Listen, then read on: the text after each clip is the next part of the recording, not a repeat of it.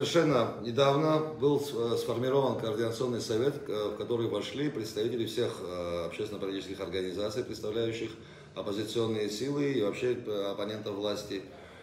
Вот, со всей страны прибывают люди, количество людей увеличивается.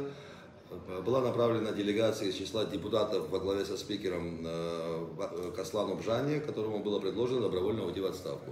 Однако он попросил время.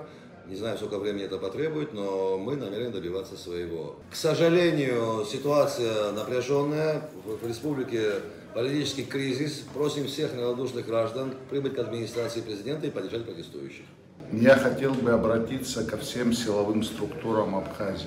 Первым долгом я хотел бы поблагодарить всех, потому что в такую тяжелую минуту, когда происходили события, никто не перешел красную линию, все понимали эту ситуацию, и все у нас произошло без кровопролития, самое главное. Это благодаря такой позиции наших силовых структур.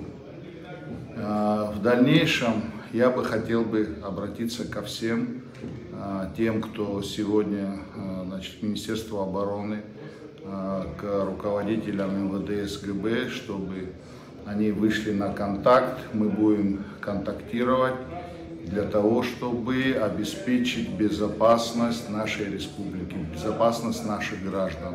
Это самое главное.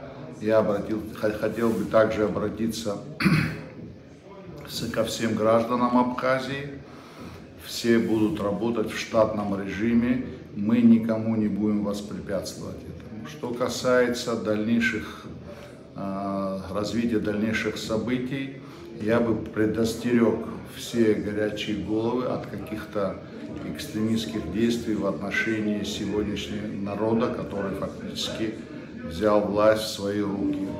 Поэтому народ контролирует, у нас все под контролем, и я думаю, что в дальнейшем, после отставки президента, все пойдет по своему руслу, и я думаю, что мы здесь все заинтересованы в спокойствии и в том, чтобы стабильность в республике была обеспечена.